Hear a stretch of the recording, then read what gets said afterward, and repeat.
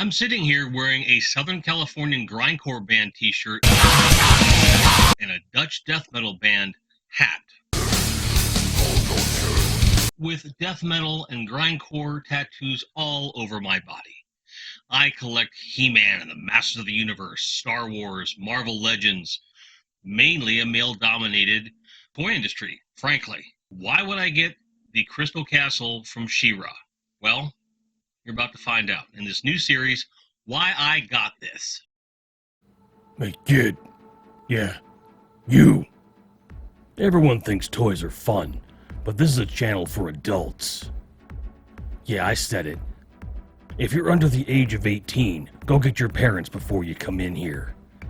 If you're under the age of 13, scram! Let's get on with the show.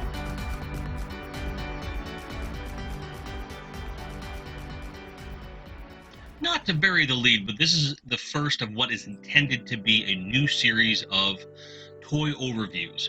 It's not a review, especially in a case of not having all of the pieces to a toy or an entire line, things like that.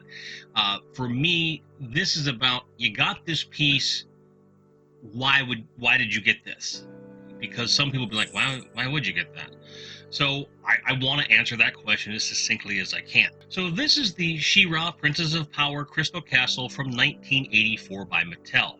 It's a vintage piece, and just like with all vintage Motu, it's more or less in scale with Origins. So that's the number one reason. This is in scale with Origins, and certainly in scale with the She-Ra figure that is out in that line. What you see here is what I got with the castle. There are certainly parts missing. I bought it in a lot with some other figures and some other things, but I'm not interested in those, and I'll be getting rid of those at some point in the future. So that's why they're not being shown, also because they're not part of the castle. Okay? So the castle as it is shown is pretty much everything that I need. It's got the working elevator / throne. I like these little barriers, so railings don't fall off. You've got the mirror, which is whatever. It comes with this treasure chest, but it's missing the jewels and the top, so I'm looking for a replacement on that. It also comes with this table at the bottom. It has a map of Etheria and has a bunch of really cool things on it. The table I wouldn't normally be interested in, but for the map that it has on there. So I might remake that into some kind of a decorative wall hanging in here. But ultimately, the only other thing that's in here, the chandelier, and it has this kind of weapons rack thing. Now, right away, I know people are wondering, is it compatible with the Origins weapons? Sort of. So I'll come back to that later. But what's missing here is there's a flag that goes on here. I got basically half of the glass doors that you're supposed to get. So this is a window, and this is for this doorway here. I got half of them, and on one hand, I could probably source the other half of those, but more likely I'm going to give it a try to, fabricate something out of perhaps a transparent blue styrene and make whole pieces. I don't want this door to open or those windows to open. I don't need them to. So for me, it'd be better to fabricate something that goes on the outside that's permanent, makes it look a bit classier. But overall, it's in pretty good shape. I'll be showing the outer shell here in a moment. But I want to talk about why I didn't have one as a kid either. The Princess of Power line was a great idea from Mattel in concept. But I think the way they executed it was really off-brand, given the cartoon that Filmation put out for She-Ra, the Princess of Power. She was a powerful, feminine, woman character that only used violence as a last resort. She was not a vanity-driven, for lack of a better term, girly girl. Which was, unfortunately, that was the attitude in the 80s. It was boys, boys, boys, girls, girls, girls. There wasn't any real room in the marketplace, they thought, for a strong female character that didn't also have, you know, exaggerated feminine qualities, and it never sat right with me. So even as a kid, I could catch on that the cartoon and the toy line were very different. They essentially look like shrunken down Barbies with various color hair and a few accessories, and they're not. They are action figures, but they're not. They're more dolls than action figures, which really got under my craw. So I didn't get into the line. Therefore, there's no reason to have the castle at that point. But now that I'm collecting Motu Origins, and I'm really into that line in its entirety, I'm pretty sure that Mattel's not going to do this castle. And if they do, they should really do it a bit more current with the times. So this is my Crystal Castle closed. Now, it doesn't have the little clips that you can place in it to keep it shut, but it does click together. So it's not a complete loss in that regard. I could probably fabricate something to replace these, but it works well for what it is, especially being 40 years old. As you can see on the back side, there's a lot of scuffs where the white is, or was, and yeah, that's all gonna need some touch up before I put a patina on it and everything. But it's a nice sculpt. It does the job. And I like how the top does have room for the throne. So presumably, you know, the intended display is for when it's closed to have the throne all the way up. And depending upon what I decide to do, I might even get a separate throne elevator to put on here specifically when it's closed. I don't know. Or fabricate something else that completes it. It's a great piece. I like it, but there's certainly some things like the drawstring for the elevator. You can tell there's a lot of stress that's been placed on this, and I don't dare mess with it because it'll snap. So we might have to figure out something else to put there. Besides, it's essentially a mirror, more vanity crap. But certainly it does its job. I've been blessed with complete and unbroken hinges, so I'm very happy about. So the clips are kind of would be nice to have, but overall the functionality is there. There's some great details that could stand to be brought out in the paint, but that's a project for me, and that's part of why I got this thing, was to kind of build it up. Let's talk more about that. One of the things that I plan on doing is taking the entire thing and giving it a bit of a darker patina to it. So keep the pink, because that's a very crystal color, right? But give it just kind of a darker sheen to it. A little bit of gray, a little bit of diluted black, just to get it a little bit more castle feeling without losing the crystal part, right? Like I said, I want to replace the doors, make it just a big window, replace the windows and so forth. I don't know if I'm going to be able to repurpose this in any way, but I've got to think of something. It's a nice piece, but it definitely leans into that, oh, I'm brushing my hair. I mean, they included a damn comb with the set. But let's be fair, if you're going to include a comb with a playset, it's pretty badass. I mean, one of the accessories that were supposed to be included, and I've seen it online, they're not horribly expensive, but it's a canopy bed. It's a bed. I don't want to share the adventures of She-Ra and then her come home and take a nap. Like, there's no way that's happening. I don't want one. I don't need one. I think it's one of the most frivolous and dumb ideas ever.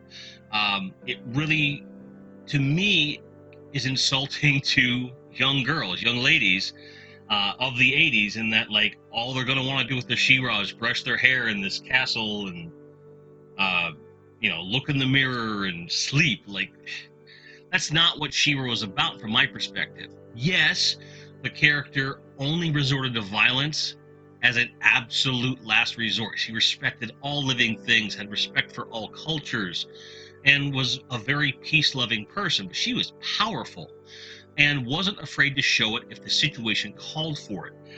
The castle as it exists in this 1984 form doesn't reflect that at all. Thankfully, Filmation was smart and was able to keep that series going with that kind of character for its entire run. I like that series. I like that character. As a kid, I was always confused. It was okay. There's He-Man and She-Ra Power Hours, what they called it, where I was at. In other markets, I believe they showed them separately in some cases, but where I was at, it was always there together. Power Hour, it's down. And I was always down to watch both because it just meant more, Masters of the Universe style stories from Filmation, and I was in like Flynn. I liked the series a lot. I liked Hordak, I liked the Horde, I liked She-Ra. I liked most of the characters in that show. But what always tripped me up, what really made me upset, was that, like, why can't everyone come together to make this big universe and a big show? And aside from the Christmas special, it never really happened. So for my collection, it comes down to, well, I'm going to make that universe, this crossover thing. I eventually want to get a Fright Zone. I'm always got fingers crossed for a Snake Mountain, and certainly there's other playsets in the She-Ra pantheon that I think I might go after, like Crystal Falls, stuff like that. But again, these things would need to be kind of touched up and put some accessories in there that showed that, yeah, she's peaceful, but she can kick some ass. So it is something that I'm pretty serious about. But as it exists, I don't think that the Crystal Castle was ever a good get as a toy. I don't necessarily think it was a good get, and it was an insult to woman collectors at the time, and certainly now. Too pink. Nothing wrong with pink, but it was a little too on the nose for what they were going for. With that said, let's talk about some more practical things. I did promise to talk about this weapons rack here, right? It is designed to hold the shield, which is an original She-Ra shield, and it just goes inside here. You just clip it in, right? Very straightforward, very easy, very cool looking, right? Now, if you compare it to the Origins equivalent, now if you compare it to the original, this shield has this kind of a cuff that cuffs to the arm, whereas the current She-Ra shield has a handle on it, and there's no way really to get to it. So when you're looking at this device, like, can they fit together? Not really. So what I would probably need to do is almost reverse the process. So because this is a handle, this has a clip, like, it'd be worthwhile to, and just so you're aware, like, the shield fits inside the other shield pretty easily. Again, they're not purpose built for that, but it's a pretty darn pretty darn good fit. So whether I would want to, clip this off of the end of one of these shields and then create a backing in here and put it here, paint it to fit, that would work very well for getting that on there, right? Now, what's nice is that the sword does in fact fit without a problem. You simply put the blade in the bottom, and the handle does clip right in. It's not perfect, but it works for what it is. What I would recommend, if you're interested in doing this, because you'll see that it bends the sword a bit, what I would do, and what I'm going to do, is widen that hole, bring it out a touch more, so that it's more in line. There's plenty of material to work with. It is a solid piece, so it would not be, well, it's, and by solid I mean you've got the bottom is solid, so you can do anything you want here and be okay. So you just route out a little bit of that there at the top, and you'd be okay. So with a few minor adjustments, the most compelling warrior woman piece, which is the weapons rack, does hold her weapons, which is cool. It's a good thing, and it would work, so I'm happy about that. Now, as you can see, I do have the Motu Origins She-Ra seated at the table. It was not easy to do. Let me show you. In order for her to sit, I've got to get this awkward thing going, and if you just put her there, it kind of works. But I had to kind of clamp her in to the table. Like, you kind of have to place her down and place the table in front of it. It is what it is. But it's workable. Like, it's not the end of the world. And getting back to the idea that I had about turning this into a wall hanging, the legs come off, and you don't have to worry about them not coming back on. Like, they're purpose-built to be removed on some level. So I think the trick would be to form some kind of a wire or a cord, and then cap the ends here so it looks more decorative, and then just, just hang it up wherever you want, if that's the case. Sorry, She-Ra. There's stuff to be done here. These stools, very, clamshell, the whole bit, but they come off with relative ease. You just pop them off. They have, I have to say it's well built, and for its age, being almost a 40-year-old piece, it's not bad at all. Not bad at all, relative, again, to that age. And just to illustrate, between Skeletor and She-Ra, like, this scales very, very well with Origins. I don't have any problem with it on that level. The throne is a little problematic. Just to kind of show you, from a Skeletor standpoint, right? This is the throne. Now, I guarantee you, as soon as I pull this up, he's going to fall out. Watch. See? Can't sit in it. Which is a pain. And I guess you're supposed to kind of sit up top.